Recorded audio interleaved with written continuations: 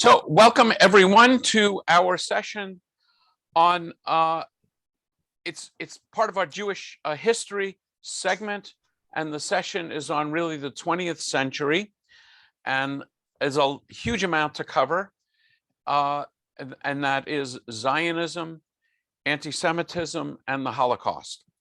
So let me, without further introduction, acknowledge the support of the Federation, mention that that recordings and PowerPoints of these classes are on my website, and jump into modern Israeli history. And again, I've touched upon these issues before, that when we say the word Israel, we can mean many things, particularly the people Israel, Am Yisrael, which has been in existence, depending on how literally you take the Torah, for 4,000 years. The land of Israel, which is, the Holy Land, in existence since, I guess, the cooling of the earth, and the state of Israel, Medinat. So land of Israel, Eretz Yisrael, state of Israel, Medinat Yisrael, and of course, the state of Israel has been around for a little less than 74 years. And again, I always emphasize, and we've had lots of discussions on this, that there's the people Israel. Jews are part of the people Israel. You are born into your membership in the people Israel. There is the religion of Israel, and several of you are interested in conversion, and so you can get in to the people Israel by a religious conversion. And then there's the state of Israel, being literally an Israeli citizen. Jews have always lived in what is now considered to be the land of Israel, the Holy Land. And indeed, as I love to point out, God's first word to the first Jew is "get out." Namely, you can't be my people living where you are. The idea of land associated with Judaism and Israel is inextricably tied. It's not incidental. And I think many times, well, I've had many conversations with non-Jews who don't understand that fundamentally, why the land of Israel is so central a part and aspect of Judaism. So we've discussed this in history. So you had Jews living in the land of Israel, from the time of the patriarchs. There's an interlude in Egypt, and then probably about 3,000 years ago or so, you have the land of Israel being settled by the Jews, or resettled by the Jews. And again, the history is a little murky, and you have Jews controlling the land in one way or another for about 1,000 years. About 2,000 years ago, the Romans ultimately put down revolts against Rome and kicked the Jews out. Although there's still a Jewish presence in the land, the Jews are not governing in the land. And for the next 2,000 years, non-Jews are governing the land of Israel. And the Jews have made this deal. I love to describe it as, we'll sit over here in the corner. Don't worry about us. We're not going to have an army. We're not going to have a king. We're not going to have a government. We're just going to be a people. Israel, we're going to be in lots of little corners throughout the world. We have our own language. We have our own religion. We have our own legal system. We're not going to bother you. You don't bother us. That's sort of the deal made by the Jews with the rest of the world. And it doesn't work so well. As you'll see today, there's a lot of anti-Semitism. There's mass murder of Jews. So in the late 1800s, a movement in earnest begins called Zionism. And that's a movement to create a Jewish state within the Holy Land. And it's clearly a response to anti-Semitism. It's basically an acknowledgement that it's immoral to passively watch your family be murdered, that we have a moral obligation to defend ourselves. A leader of Zionism is Theodor Herzl, who was a journalist, really made Zionism an international movement. And there's a something, if you study Zionism, you will come across the Dreyfus Affair, which was in France, the outrageous treatment of a French military officer who was Jewish, and this sort of energized Herzl to become a leader of a worldwide movement to create a Jewish state in the Holy Land. And the first formal Zionist Congress convenes in 1897 with 204 delegates from 19 countries, and it continues there's still Zionist congresses throughout each year. They make all kinds of decisions well before the foundation of the State of Israel as to what will become the Israeli flag, what will become the language of the land of Israel. From time to time, other places were proposed. Uganda was proposed and rejected. And there was a declaration by the government of Great Britain in favor of a Jewish state, and that was undone just before World War II. And the British, who controlled the Holy Land after World War I, limited Jewish immigration greatly. In terms of the language, as you know, I'm very interested in language, and the sort of the father of modern Hebrew is someone named Eliezer ben Yehuda, and there's an expression in Hebrew, meshugal ladavar, which means someone who is obsessed with one thing. And Ben Yehuda was obsessed with restoring the Hebrew language to become the common language in the Holy Land. And by the way, in the Zionist congresses, there were several different suggestions. One was German, because German was a language of education. In fact, when I was in graduate school in physics, generally there was a rule which was replaced, but you had to study either French or German, because the great scientific papers were written in French and German. There was a proposal to make Yiddish the language of the Holy Land. There was a proposal to make Russian the language of the Holy Land. And Ben Yehuda was successful in pushing to restore biblical Hebrew to be the language of the Holy Land. And when he moved, I think he moved from Poland or Russia, I can't quite remember, with his wife, there was a binding rule in his home that only Hebrew would be spoken in his home. And so their firstborn child was the first native-born Hebrew speaker in some 2,000 years. And, it was very interesting to see how that would work out. And a committee was created to come up with words, because in biblical Hebrew, we don't have a word for banana. So what's the Hebrew word for banana? Banana. You don't have the Hebrew word for to fax, the verb to fax, and it's lefaxes. So some of them are clearly stealing from English. The word for electricity is chashmal, which comes out of the book of Ezekiel, when Ezekiel talks about fires coming from the heavens. So the committee decided to take that word and make it electricity. So it's a very interesting process. And these days, you go to the streets of Israel, and 2 and 3 and 4-year-olds are just speaking Hebrew in the street, a Hebrew that would easily have been understood, by the kings of Israel, or as I sometimes will say, by Jesus. I think the history that the United Nations after World War II voted for partition to take what was then the land of Palestine. The word Palestine comes from the word for Philistines, and partition it into a Jewish state and an Arab state. And the date was set, May 14th, 1948. And immediately all the Arab nations declared, all the surrounding nations, and some that weren't even surrounding, declared war on Israel. And there have been a series of wars from these Arab states. And I think at the moment it's only, now several nations are now entering into peace treaties. But as of a few years ago, it was only Egypt and Jordan that had signed peace treaties with Israel, and every other state surrounding Israel was still technically at war.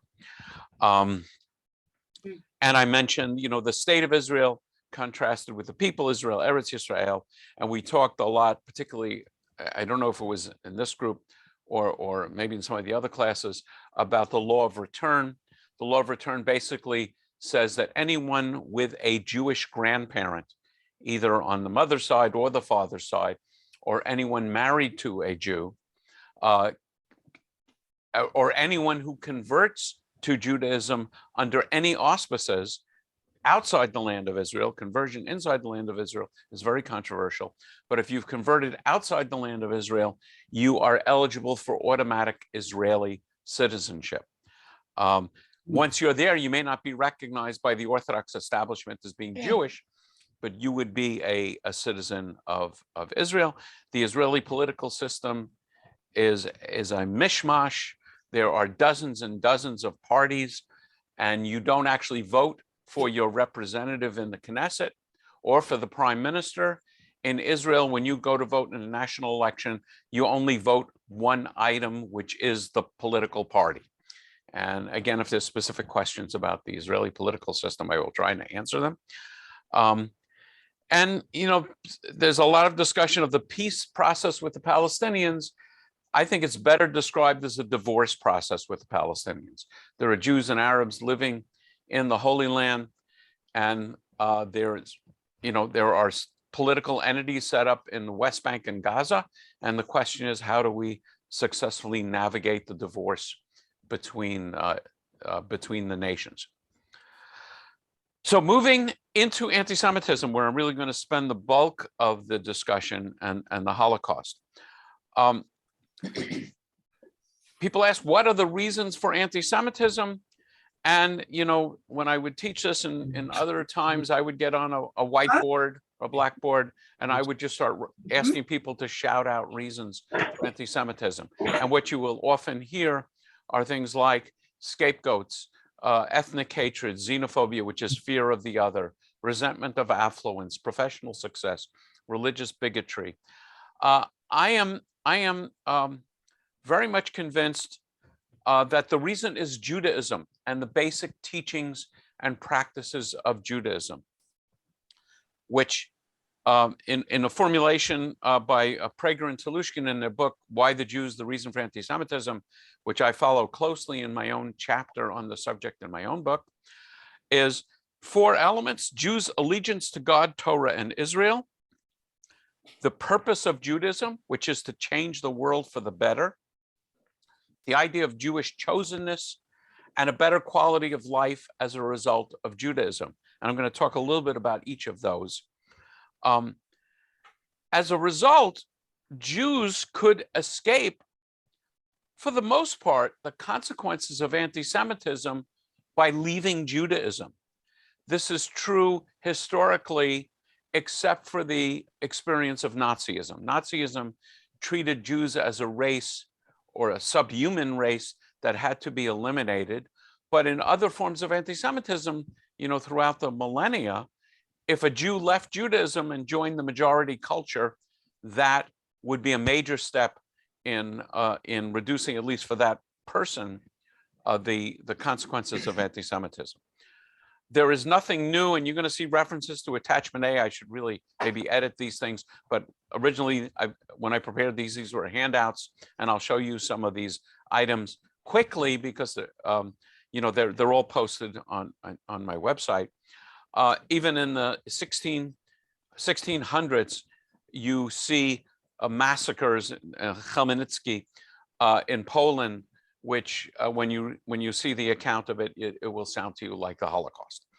And every significant nation that has had a significant Jewish population has at one time or another expelled their Jews, with the single exception of the United States. And indeed, one of the classic ways of discouraging people for converting to Judaism is to really, make people who are interested in conversion aware of the fact that you may well experience anti-Semitism that you would not experience by virtue of your conversion. Right. Recently, and some of you I know were part of this, I conducted or led a series of discussions on 6 different nights about different elements of anti-Semitism. And I have recordings of each of those sessions on my website. Again, just go to classes, and up at the top of the page, you will see a reference to these programs. So again, lots more information. So I just want to present some information. So the Chmielnicki massacres, the Jews having their skins flayed off and flesh flung through the dogs, the hands and feet of others were cut off. Many were buried alive. Children were slaughtered in their mothers' bosoms, and children were torn apart like fish. Ripped up the bellies of pregnant women and took out their unborn children and flung them in their faces. So, of the horrors that you read about of the Nazis and the Holocaust, nothing new. So again, touching briefly, however briefly, on some of these reasons for anti-Semitism.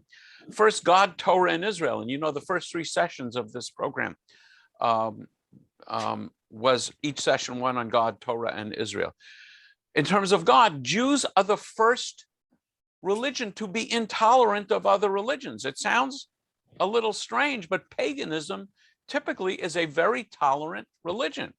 You're Egyptians, we worship Egyptian gods. The Greeks, you worship Greek gods. If I'm an Egyptian and I visit Greece, I will worship Greek gods.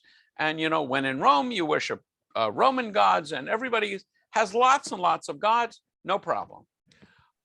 Jews are the first to introduce this idea: is not only our God more powerful and top God among all the others, but with the prophets, we have the teachings that your gods are false gods and not gods at all.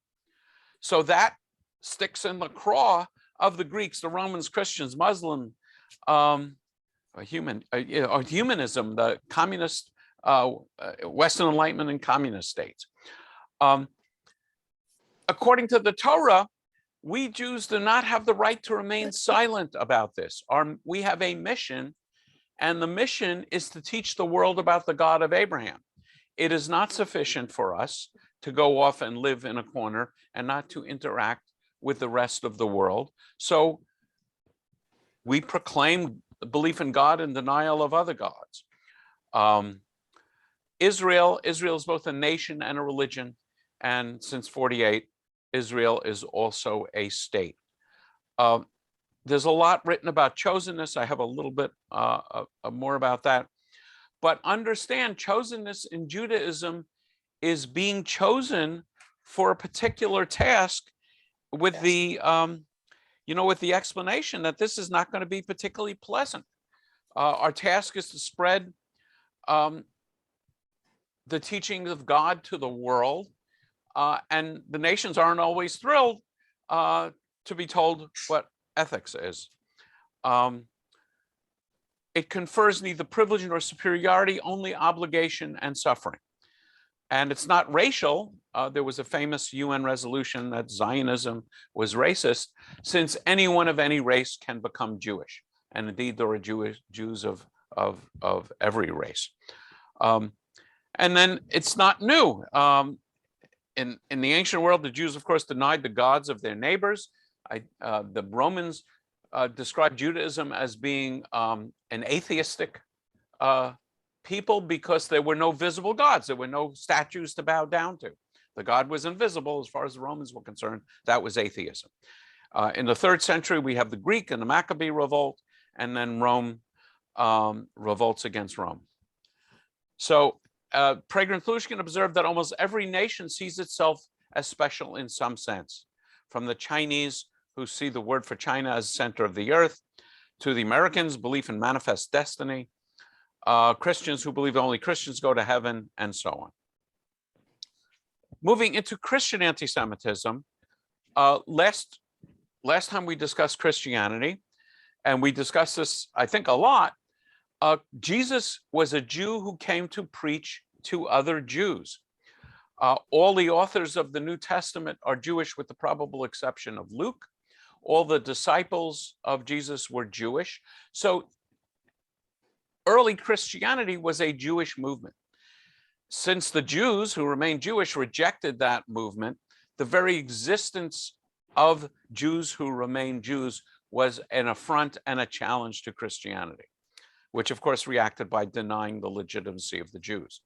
So again, if you read in the New Testament and also in writings of church fathers, the church was now Israel.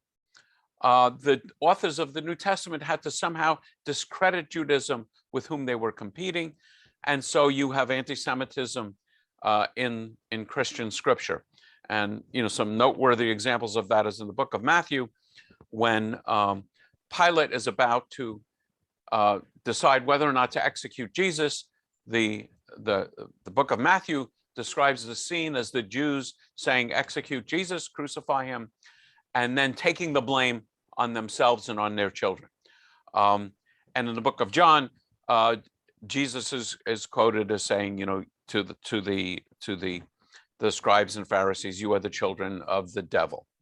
I'm going to show you some writings of a number of Christian leaders. And of course, the story of the Crusades was to recapture the Holy Land about 1,000 years ago from the Muslims. And while the Crusaders were barreling their way to Europe on their way to the Holy Land, when they passed through European cities where there were Jews, the logic was, well, we don't have to wait till we get to the Holy Land to find infidels. We have infidels right here. And in many cases, the church protected the Jews, which is an interesting phenomenon. And the idea here is the Jews were and are testifiers to the validity of the Hebrew Bible. And the Hebrew Bible is the foundation of Christianity. We discussed this, I think, last time. There was controversy about whether Christianity would even include the Hebrew Bible in its sacred literature. And this was settled in the 4th century in the Council of Nicaea, because Christianity didn't want to present itself to the world as a brand new, newfangled religion.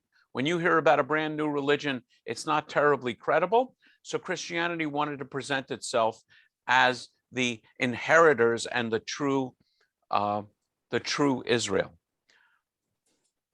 So I have material here. I'm going to go through it quickly. It's all on my website.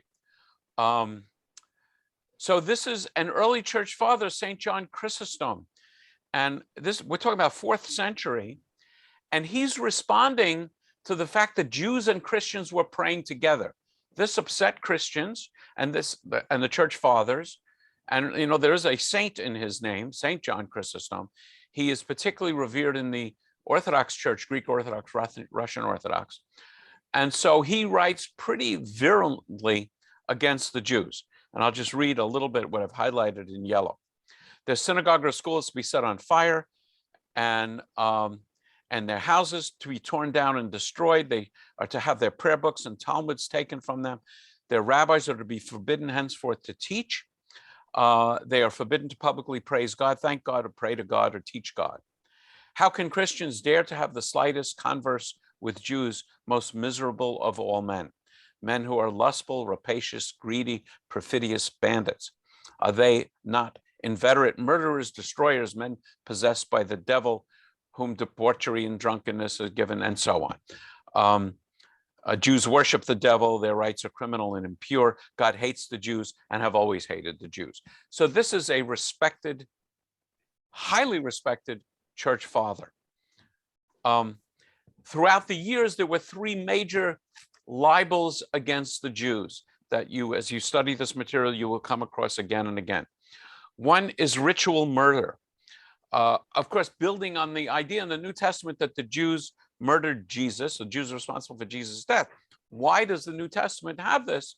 Because the authors of the New Testament are appealing to the Romans. It's clear that the Romans put Jesus to death. We can talk about that for hours, how we know that's true. No one disputes that. But if you're writing a book and going out to recruit and spread your religion against the Romans, you can't begin by saying, by the way, you guys are the ones who executed God. So somehow they had to, in the New Testament, spin it in a very modern sense to lay the blame on the Jews as being complicit. So this idea, particularly around Easter, which of course commemorates Jesus' execution and resurrection, you would have Jews being accused of murdering murdering Christians, and even to need to use their blood in making Passover matzahs. And in some ways, the idea of Jews drinking blood, Jews can't have meat, medium rare. And, Right. we talked about this the other day. So the idea of Jews drinking blood at all is preposterous if you're Jewish, but it's not preposterous if you're being put to death because of this this accusation. As pandemics spread through the world, sound familiar? Jews were blamed, particularly with the Black Death in 1348 and 49, which killed a third of Europe's population, and Jews were tortured into confessing. In Switzerland, a verdict had all Jews above the age of 7 put to death and those below 7 baptized. In what I think is the most bizarre accusation is shortly after the Fourth Lateran Council accepted the dogma of transubstantiation. What am I talking about? The dogma that in Catholic worship, the wafer is not just a symbolic representation of Jesus, but actually becomes the flesh of Jesus. If you're puzzled by this, welcome to the club. Discuss it with your friendly neighborhood priest. But shortly after this became Catholic dogma, Jews were accused of torturing wafers. So imagine the Jews were accused of breaking into churches, stealing wafers and torturing them. Never mind the logic of, if Jews believed that the wafers were really Jesus, they would be Catholic. But Jews were put to death en masse because of this. Moving into Nazism. Nazism was anti-Christian. The Nazi teachings, Nazi practice was not what a Christian would call Christian practice. But Christian anti-Semitism made the Holocaust possible. And as you'll see very quickly, anti-Jewish laws created by the Nazis had a great model in church law. We'll talk about Martin Luther, who of course was very important in Germany. Germany was about half Catholic and about half Protestant. Most Protestants, I believe, were Lutherans. Not actually certain about that. As you will see, Luther was originally critical of the churches, the Catholic Church's anti-Jewish teaching, and was actually pretty supportive of Judaism. And that quickly changed when the Jews didn't convert and become Lutheran. Just reading from my own slide here, his rhetoric became so venomous that the Nazis used it as a defense in the Nuremberg trial. The first Nazi pogrom, Kristallnacht, was held on Luther's birthday. And I'm going to present some of his writings. And then before I leave this slide, and I'll call on Larry, it's important to understand that most, but not all, Christian churches have renounced this teaching. And it's a major thing that they renounce this teaching. What a Christian church says about, I don't know, Buddhism or Hinduism or Baha'i is interesting. But what Christianity says about Judaism is more than just interesting, since Christianity sees Judaism as its foundation. And for 1900 years, the basic Christian teaching, theologically speaking, was one of supersessionism. Namely, there was a covenant with the Jews, and that covenant was violated by the Jews. Therefore, the covenant is null and void. And there's a new covenant. The word testament means covenant, New Testament. And now the church, now Christianity, has become the true Israel. Christianity has, by and large, rejected that teaching. Larry. Thanks. Martin Luther, another aspect of him is that he honored the Jews to a point. And then he decided that he was the prophet to the Jews of this age, and the Jews said no. So he did more or less what Muhammad did back in the earlier centuries. And then it was like, well, kind of like my words, if you're not with me, then you're against me. And then they turned. So another aspect with the Nazis were that they would quote Martin Luther and his remarks about Jews needing to be done away with. Yeah, and you'll see They that in a didn't moment. have a church. The Nazis didn't have a church, but they looked to the Lutheran Church as their support. Mm-hmm. Mm-hmm. Ryan? Luther was fascinated at a number of different levels. He was actually a little bit surprised. I think the Reformation became bigger than he thought, and so he actually was horrified when all these peasants started they stopped paying taxes and tithing to the Catholic Church, and he was wanting to do some reform, and so he changed his views on a lot of things and sort of backed off because it became more of a popular movement. He was definitely much more of an elitist.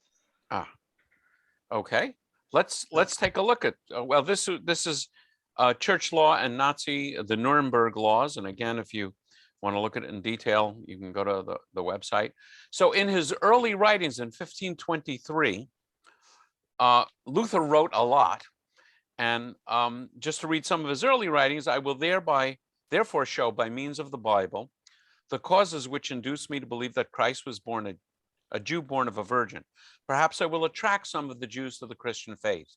For our fools, the popes, bishops, sophists, and monks, the coarse blockheads, have until this moment so treated the Jews that to be a good Christian, one would have to become a Jew.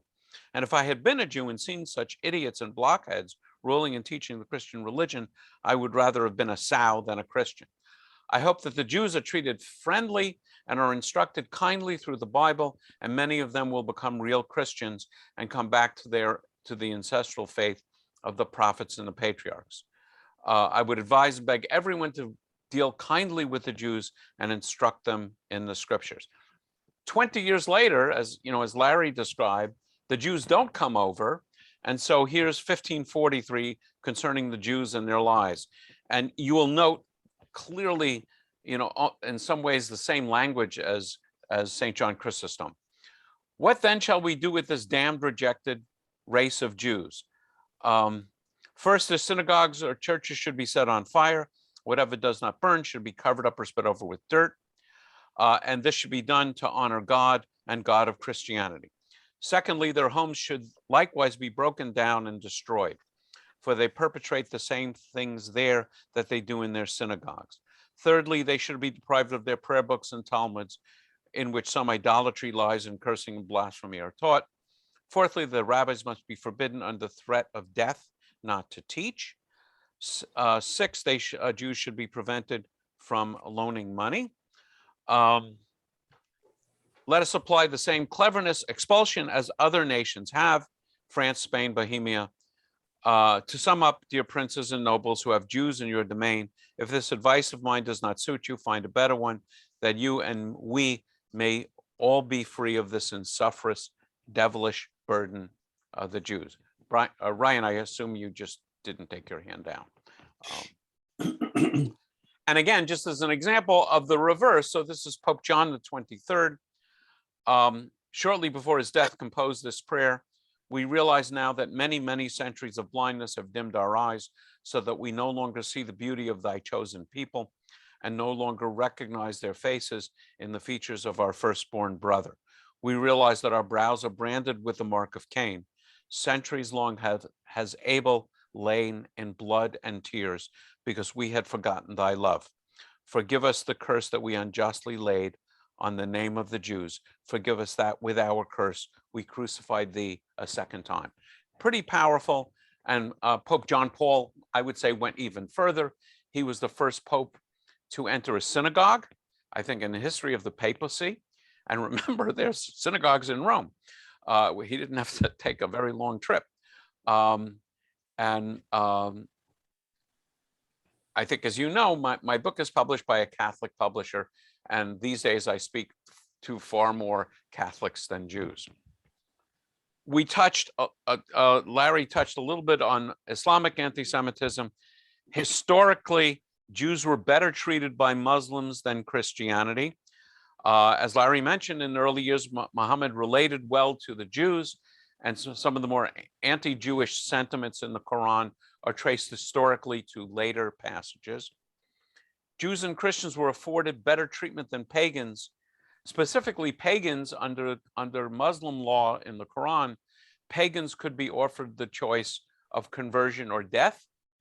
peoples of the book, which included Jews and Christians, who had written down scripture, could continue to live in accordance with their own religion as long as they were willing to acknowledge the primacy of Islam, pay taxes, and live under a certain level of humiliation. Most Christian communities under Islam disappeared. Coptic Christians in Egypt is a notable counterexample, also in not Jordan, Lebanon. But Jews survived and often thrived under Islam because Judaism as a religion was not a threat to Islam, as long as Jews were willing to live and be subservient. In some cases, particularly in Spain, in what's sometimes called the Golden Age, about 1,000 years ago, the Jews did quite well. There were Jewish generals, Jewish philosophers, and I often remark, having been taught by a professor at Hebrew Union College, my thesis advisor, Ruvain Firestone, is an expert on Islam, that Spain was as far away from Jewish headquarters and Muslim headquarters as you could get while still being on the earth at the time. So there was a lot of disconnect, and the Jews and the Muslims got along pretty well in Spain. As I mentioned earlier, it's only Nazi anti-Semitism that approached Judaism as a race and didn't provide for an option of conversion to be out. As we'll see, when it came often to the question of pursuing the war effort and pursuing murder of Jews, the Nazis could at times pursue the murder of Jews as a higher priority than even fighting the war. And we'll see some Christian responses to this too. European anti-Semitism aided the Nazis. Wherever the local population refused to cooperate, Jews were saved. So a couple of examples: Denmark hid virtually all of its Jews, and when they were overrun by the Nazis, secretly ferried them to Sweden. Of the 400 Jews sent to Theresienstadt, just outside of Prague, only 51 died due to natural causes, due to the Danes' interest in saving their lives. At the war's end, Denmark's Jews could reclaim their property. Finland simply refused to deport the Jews. No Finnish Jews were murdered. Similarly, in Bulgaria, the Bulgarian Orthodox Church saved many Jews. You know, my wife and her family, as I think you know by now, is Moroccan. They adored the kings of Morocco. And the story is famously told about, I think he was a sultan at the time, not a king, when the Nazis overran Morocco. You know, see the movie Casablanca for details.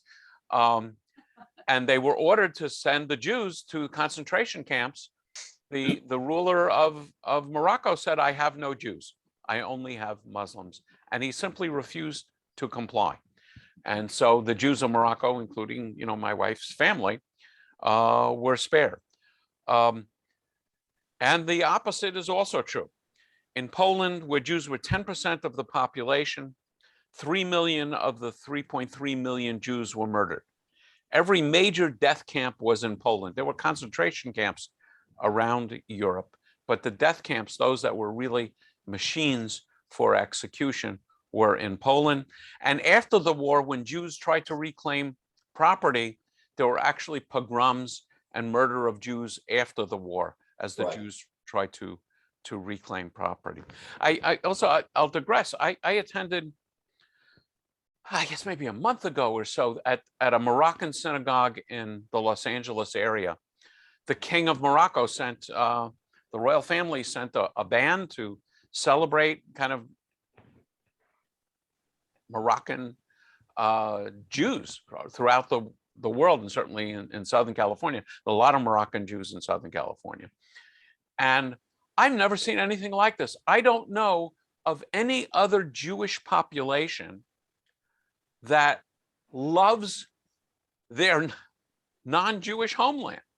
You know, I'm a Polish Jew. By the way, I think something like 2/3, 3/4 of American Jews have some Polish ancestry. I have never met a Jew that says, "Boy, I wish we could go back to Poland. I so, you know, miss the kielbasa. You know, I just love Poland."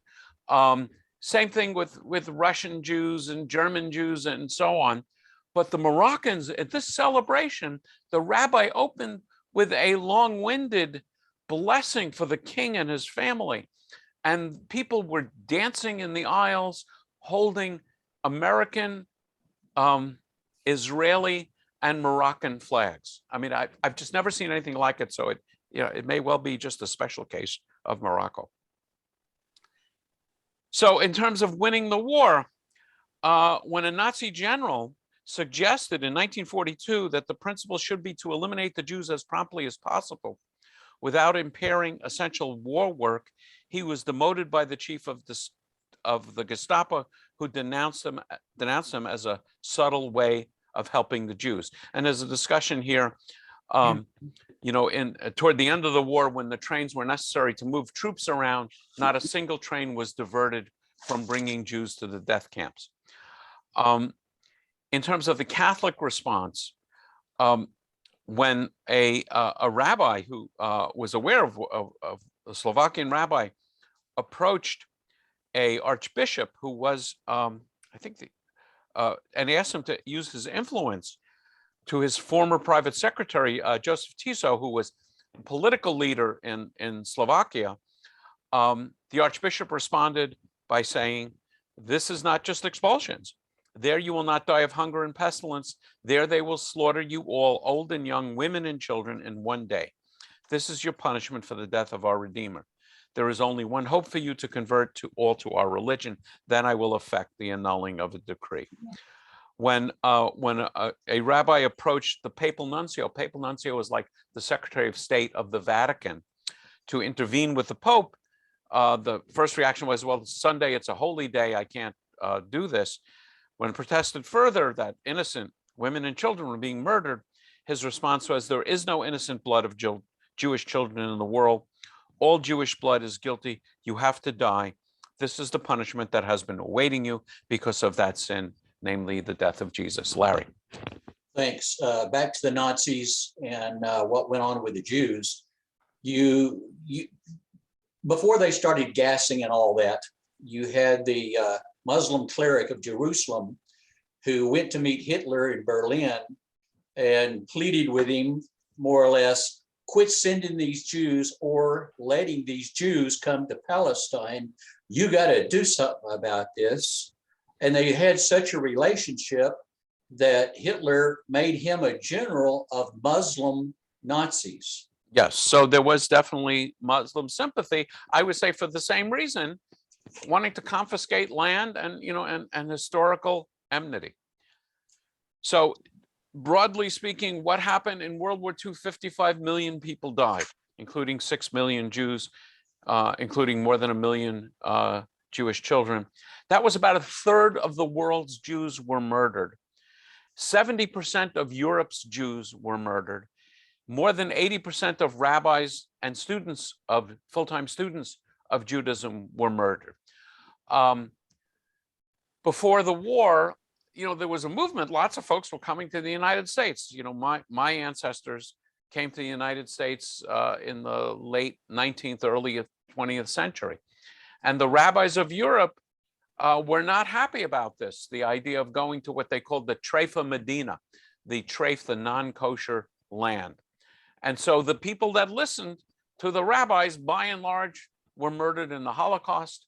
And the people who didn't listen to the rabbis are my ancestors.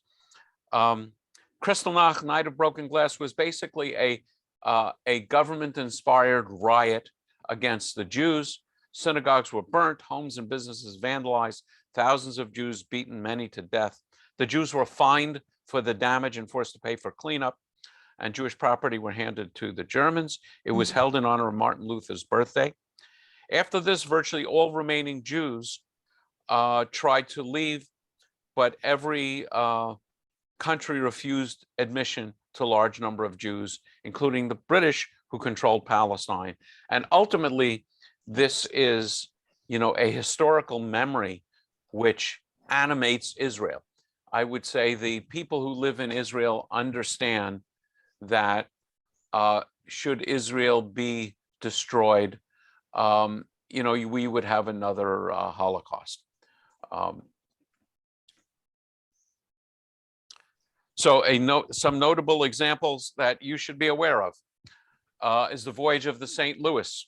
In May of 1939, almost 1,000 Jews had passage and visas to Cuba, and the Cuban government, I think, either changed its mind and wouldn't admit them. So the ship left Germany to go to Cuba. Cuba refused to allow the Jews to disembark. The ship went up and down the East Coast of the United States, and no nation would allow the Jews to disembark. Ultimately, 4 nations in Europe, England, Belgium, Holland, and France, agreed to allow them to enter their countries, and only those that drew the good luck of being in England, including one member of my congregation in Camarillo, were able to survive. FDR, other American leaders were largely indifferent to the plight of the Jews. Huge historical controversy about requests of the U.S. government, of FDR, to bomb the rail lines leading into Auschwitz. Right outside of Auschwitz, there were chemical plants that were routinely bombed by the Allies. Had the Allies just bombed Auschwitz and destroyed it, they would have killed many Jews in bombing Auschwitz and destroying Auschwitz. I'm going to show you some pictures of Auschwitz. But they would have stopped the mass murder machines. In the early days, I don't remember if I have slides on this, I probably do. The Jews were killed by the Nazis. Once the Nazis decided to exterminate the Jewish people, what they called the final solution, they would be executed by having them shot. And this would use up valuable bullets, and also the psychological impact on the German soldiers. Spending 8 hours a day murdering people was not trivial. They would be gassed by putting them in the backs of trucks and putting the exhaust into the back of the truck, but that used up valuable petrol, gasoline. So they finally came up with this mass murder. So at Auschwitz, at its height, 10,000 people, and it wasn't only Jews, there were other political prisoners. 10,000 people were murdered daily at Auschwitz. Yeah, I mentioned the early murders. 1 to 1.5 million were Jews digging their own mass graves and being shot. At Babi Yar in Russia, 30,000 Jews were shot. The guns fired nonstop for 3 days. And in 1942, they came up with the idea of death camps to improve the rate of murder and the cost of murder, to take it down to become less than a penny a life. As you will see, the testimony from the Nuremberg trials, to save a little bit of money, they decided that they did not have to gas babies before they were burned in the crematoria. Namely, the babies were burned alive. And we'll see that in a moment. And in some camps, decent food were only served on fast days. Ryan, I don't know if you have your hand up again, or it just never got down. Yeah, I did. You touched upon it a little bit, but I was doing some reading, and just the PTSD and shock, that was one of the main drivers of switching from the firing squads. Is just that the troops became, so damaged from so much death that they were no longer useful and couldn't go to the front lines. So that was a big part of it as well. Yeah, and in the camps, Jews, other inmates, were forced to do the hands-on work of murder and burning the bodies. And by the way, everyone in a concentration camp was a volunteer. Every one of the German officers, no one was forced to work in a concentration camp. It's worth noting that it wasn't a bad way to spend the war. Rather than going to the Russian front, in the freezing cold and get shot at, you were relatively safe as a guard in a concentration camp. So here's the testimony from the Nuremberg trials of a Polish guard. The witness: women carrying children were always sent with them to the crematorium. Children were of no labor value. The mothers were sent along too, because separation might lead to panic hysteria, which might slow down the destruction process, and this could not be afforded. It was simpler to condemn the mothers too and keep things quiet and smooth. The children were then torn from their parents outside the crematorium, and and sent to the gas chambers separately. At that point, crowding people into the gas chambers became the most urgent consideration. Separating meant more children could be packed in separately, or they could be thrown in over the heads of adults once the chamber was packed. When the extermination of the Jews in the gas chamber was at its height, orders were issued so that the children were thrown straight into the crematorium furnaces or into the pits near the crematorium without being gassed first. So the prosecutor asked, how am I to understand this? Did they throw them into the fire alive, or did they kill them first? Witness, they threw them in alive. Their screams could be heard in the camp. It's difficult to say how many children were destroyed in this way. Why did they do this? It's difficult to say. We don't know whether they wanted to economize on gas or because there was not enough room in the gas chambers. This is my response always to the idea that education and engineering and learning has a moral component. The Germans were brilliant engineers, and they managed to cut down the cost of murder even below the 2/3 of the penny per life by not gassing babies, and they managed to increase the throughput in the name of efficiency to some 10,000 people a day. So the reaction of the church was largely silent. Despite the many requests, there was no public condemnation, threat of excommunication, even when Rome's Jews were sent to the camps. And the historians have observed that the church may have been afraid of losing Catholic allegiance, a problem of a war in which Catholic fought Catholic, and of a possible Catholic Holocaust. It's important to point out that in the early days of the Nazi regime and these death camps, people with injuries, people with birth defects, and so on, were put to death. People with mental problems were put to death. The church objected, and that process was halted, but the church never objected the murder of the Jews. I'll show you some examples about the Christian origins of many of the Nazis. And many of the Protestant churches in Germany supported the Nazis. Worth noting that the Vatican only recognized Israel in 1993. So just pointing out, this is from other books. Hitler was a baptized Catholic who claimed to be doing God's work killing the Jews. Goebbels came from a strict Catholic family. Auschwitz Commandant Rudolf Hess said he took his Catholic religion very seriously, and so on. It has not gone unremarked that Hitler's heir apparent, Goering, was given full funeral right of the Lutheran Church, and Hitler was never excommunicated from the Catholic Church. Galileo was excommunicated, but not Hitler. Himmler, speaking, said, by and large, we can say we have performed our task, this task, in love of our people, and we've suffered no damage from it to our inner self, our soul, and character. In 1948, in a evangelical conference at Darmstadt, the conference proclaimed that the terrible Jewish suffering in the Holocaust was a divine visitation and a call to the Jews to cease their rejection and ongoing crucifixion of Christ. As Irving Greenberg has asked, may one morally be a Christian after this? And by the way, this book is an amazing book. It's by Kargas, Shadows of Auschwitz, A Christian Response to the Holocaust. And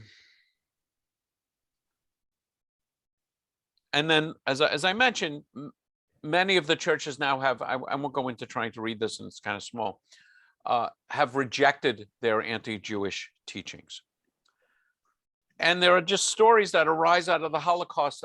We've talked a little bit in the subject of Jewish law about things called responsa literature, where rabbis are asked questions and then respond giving Jewish legal answers.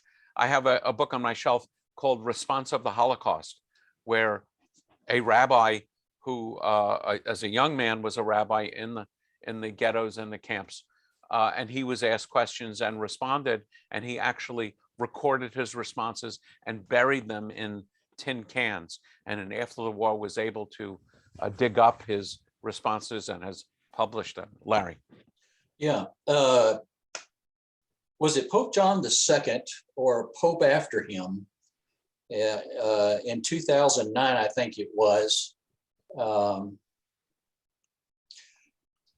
came to the conclusion that Jews had a place in the world to come and did not necessarily need to accept Jesus. Yeah, so it's John Paul II, and the Catholic understanding is in the New Testament, it says no one comes to the Father except through the Son. And so one way of responding to that is Jesus will judge us Jews. Even though I personally reject Jesus as God and as Messiah, Jesus judges me. And so I may get my ticket stamped by Jesus theologically without ever accepting it. And then the other element, and this may be what you're talking about, is the idea that God doesn't break covenants. So the covenant between God and the Jewish people still stands. Yeah. So the other examples of, a very moving example recorded in a concentration camp of convening a Beit Din, a Jewish court to try God for crimes against humanity, the court convicting God of crimes against humanity, and then, getting together for afternoon and evening prayers. There were rescuers, and some which are worth mentioning. Raoul Wallenberg gave out more than 20,000 Swedish passports and was credited with saving up to 100,000 Jews, was arrested by the Russians as a Nazi collaborator and never heard from again. There's, I think, I can't remember, Sugaro, a Japanese diplomat. Similarly, I just saw a video yesterday about an American master sergeant when an American group of soldiers were conquered by the Nazis, were taken as prisoners of war, and the Americans were ordered to basically give up the Jews in their among the prisoners. The Americans, as in union, would basically say, we're all Jews, and they refused to isolate the Jews. The prisoner of wars of other captured groups in that same area gave up their Jews. And it was also very interesting at the end of this documentary I saw, as the Allies were about to overrun this prisoner of war camp, the Nazis ordered everyone to march out, and there are examples of these death marches, and the Americans just simply refused.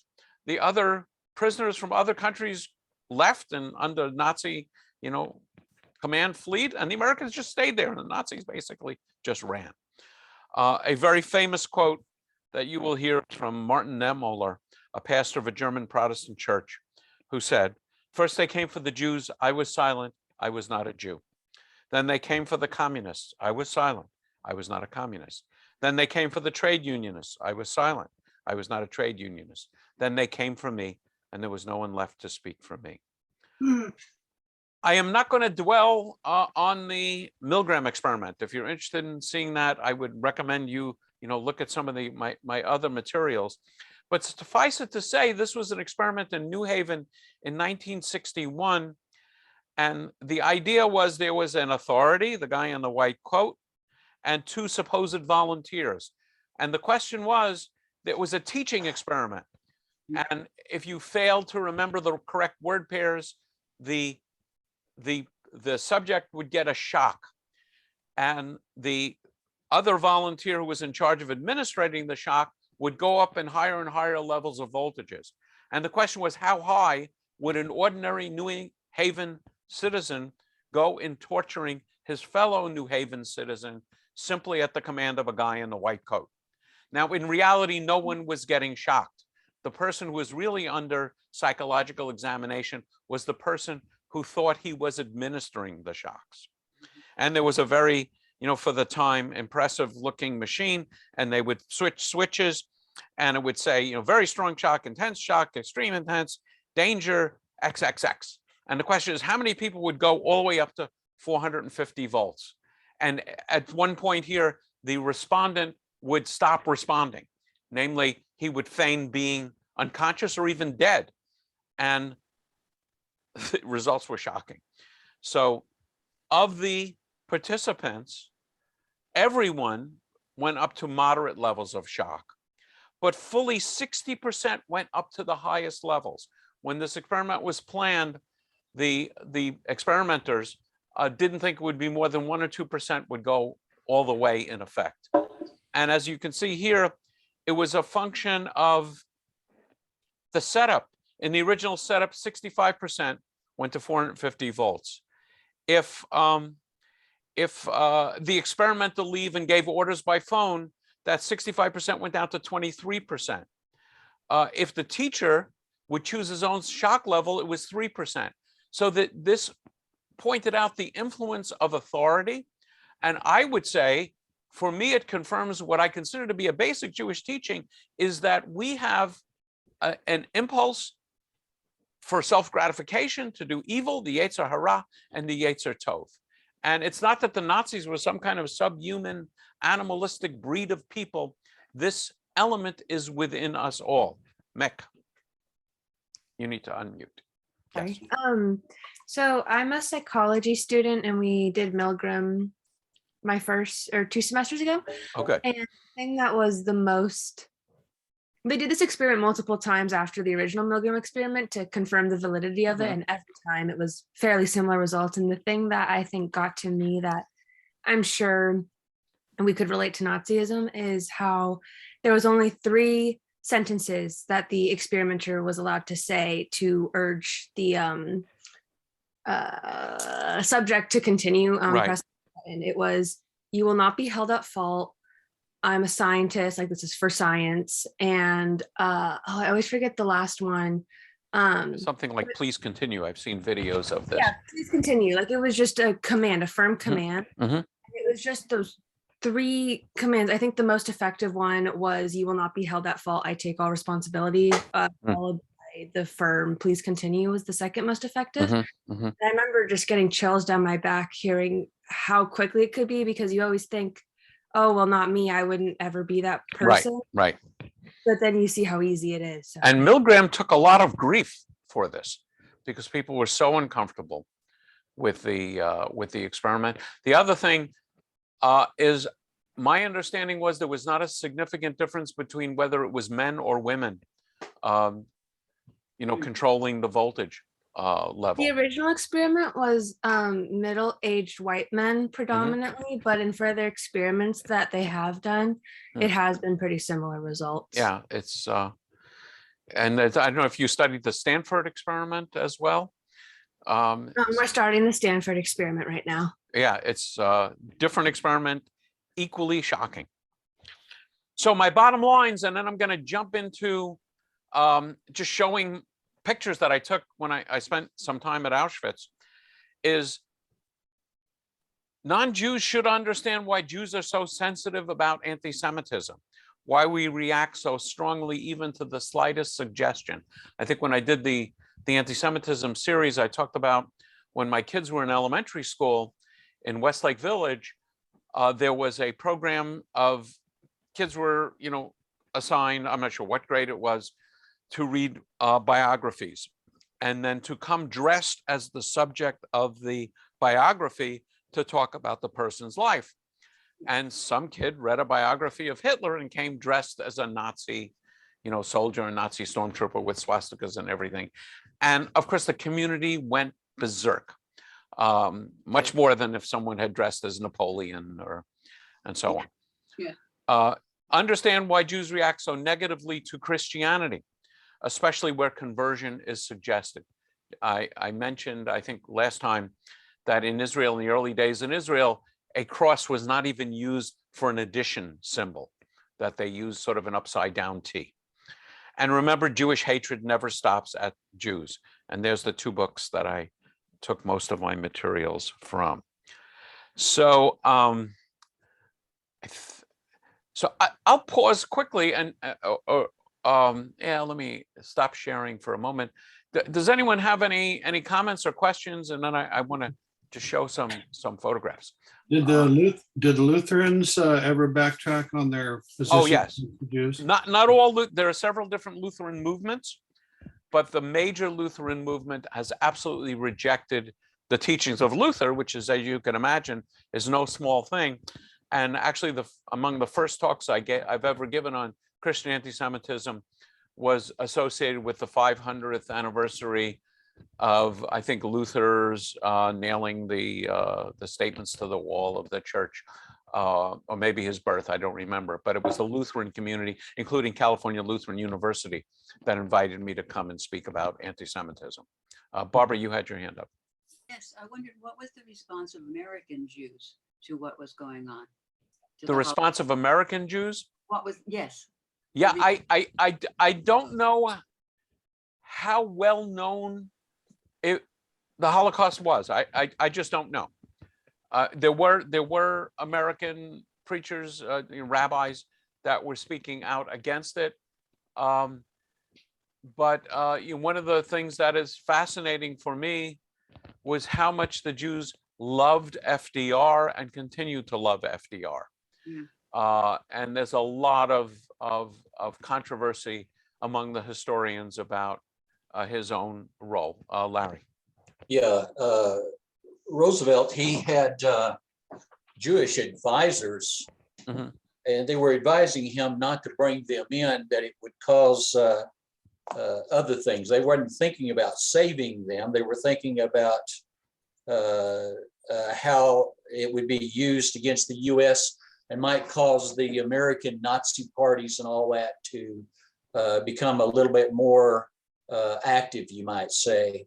So they just suggested that the ship go on that left Cuba and so forth. And it was very embarrassing, but those were the advisors he had, and that's what they advised. Yeah, there is, you will hear people arguing that Roosevelt was anti-Semitic. Roosevelt had Jews in his cabinet. The general's argument of the administration was the best way we can save Jews is to end the war more quickly. Any other questions? And I do want to. Yeah, I have one more. Go ahead. Ron. Hitler's great grandfather was Jewish, which made him an eighth Jewish. How did the Nazis reconcile? I've never seen that from an authoritative source. I hear it all the time. And if you have an authoritative source on that, send it to me. But I don't know if that's actually true or a legend. Any other questions?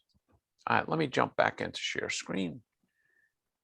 And so I visited Auschwitz twice in 1996 and 2002. In 1996, it was with my son, and it was kind of an afternoon long visit. In 2002, I was a rabbinic student, and there was a program hosted by a Vatican Study Center just outside the walls of Auschwitz, where there were rabbinic students, students for the Protestant seminary, and students for the priesthood, and we all gathered together in a group. And I actually spent a week at Auschwitz. So this is my dorm room, and every time it even occurred to me to complain about accommodations, I remembered where I was. It turned out there were 2 showers for the men. There were probably about 30 men, and there were 2 towels. So if you wanted a dry towel, you had to be first in the shower. And once again, whenever I thought of to complain, I remembered where I was. This is our group gathering. And, pictures at the gate. Typically, I'm dressed better when I was there as a rabbinic student than with my son. So this is the image of inmates walking off to go to work. And this is as it appeared when I was there. In Israel, there's the Israelis all go to visit the camps. By the way, in Germany, certainly in West Germany, now in Germany, all students are required to visit concentration camps. And by the way, in Germany, they don't exactly have freedom of speech. You are not allowed to espouse Nazi slogans or swastikas or so on. So there are 2 main areas of Auschwitz. Auschwitz proper, which is what we're looking at here, which was a World War I barracks that were ultimately converted into a concentration camp. It's relatively small. And then something called Birkenau, which is, maybe a 15 or 20 minute walk from this area. Sometimes it's called Auschwitz II, or it's called Birkenau, which, as you'll see, is an enormous camp.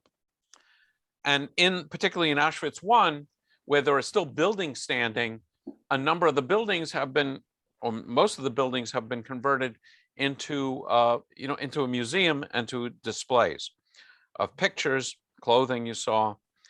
I think most of you know that this idea of tattooing prisoners, and that was only at Auschwitz.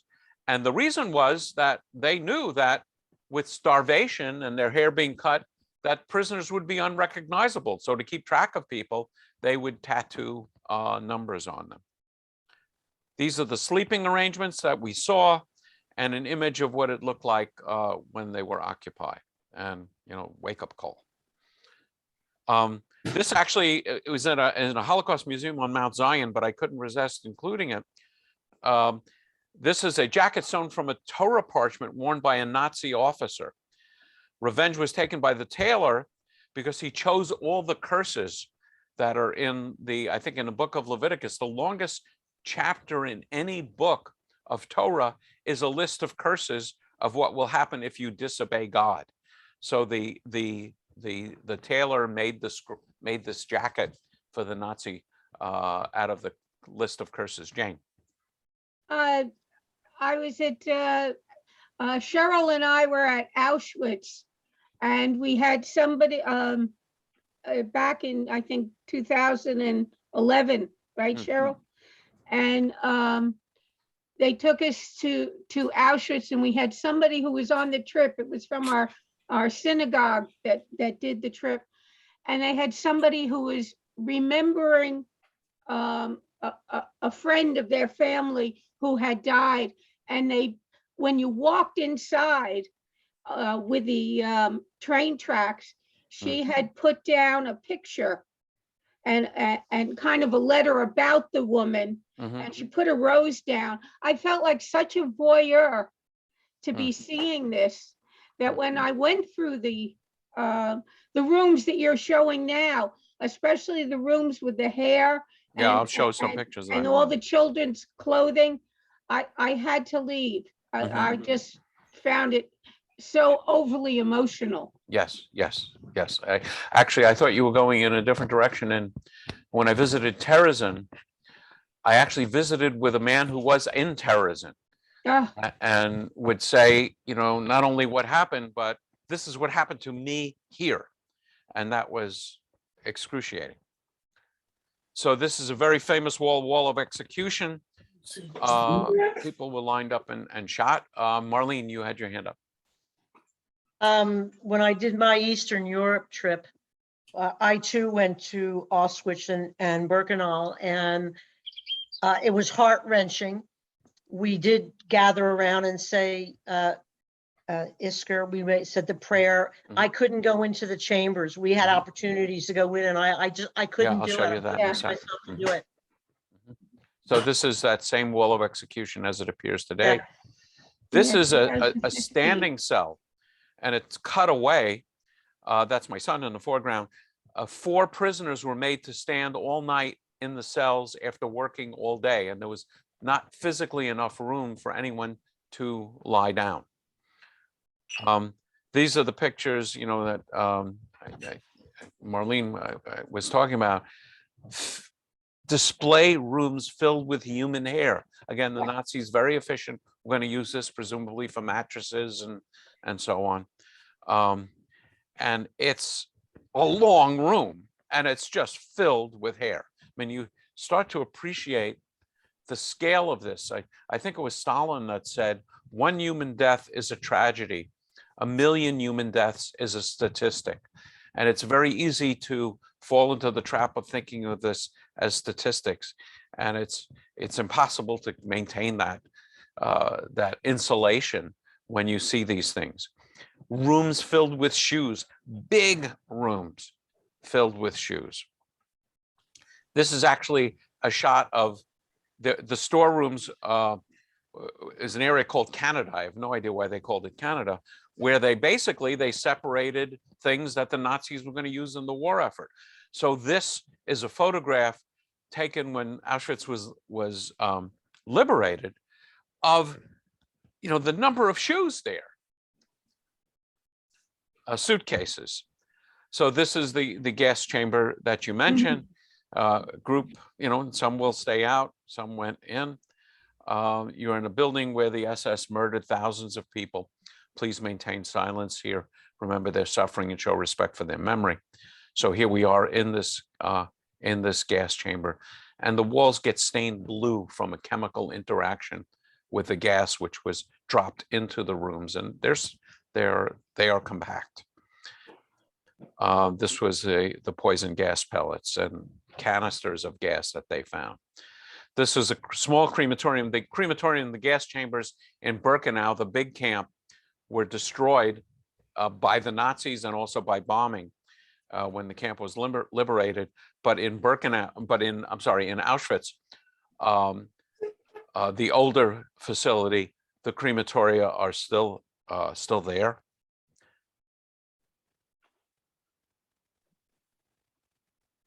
And this is a model of the way the deaths were enacted, that people disrobed here and they went into the gas chambers here.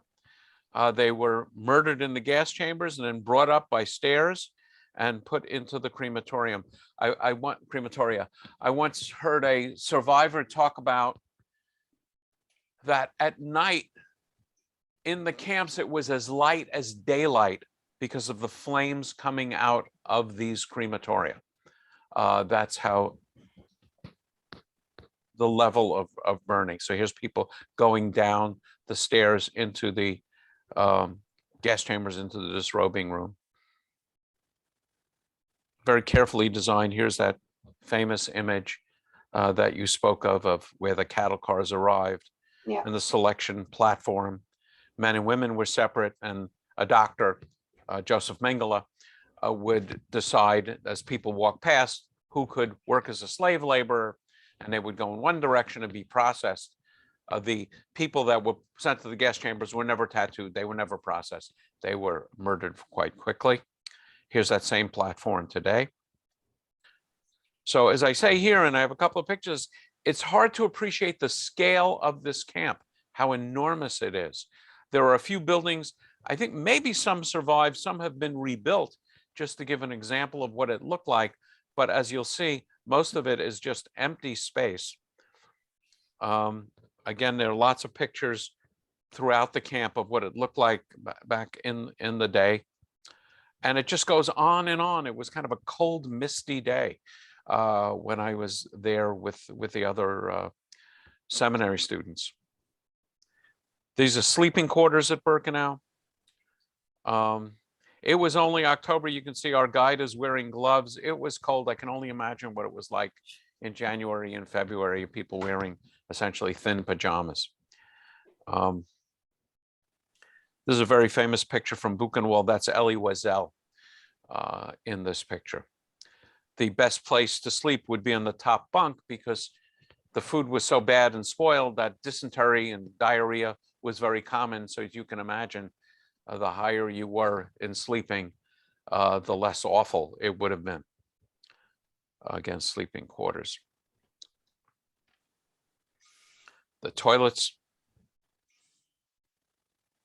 washroom, and collecting stolen goods. Just mountains. I don't know if this is shoes. I can't quite make it out. Yeah, this clothing, just this again, pictures taken on liberation. And I was, you know, when I visited, I brought a yahrzeit candle for one of the teachers in my Hebrew school whose parents were survivors and the rest of whose family was murdered at Auschwitz and left at something about stairs that get to me. I think about these stairs for tens of thousands, maybe hundreds of thousands of people. This is literally the last steps they took in their life, was walking down these stairs. And the crematoria, this was an area where they disrobed and were murdered, and then the crematoria in the background.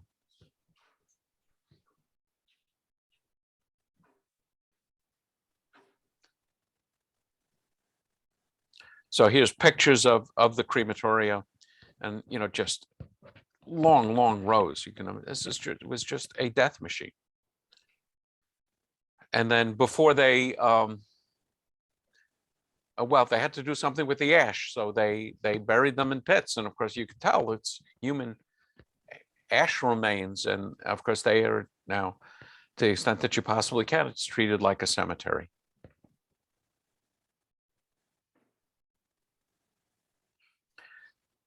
Probably the most one of the jarring things, I don't know if I have, yeah, I do have a picture.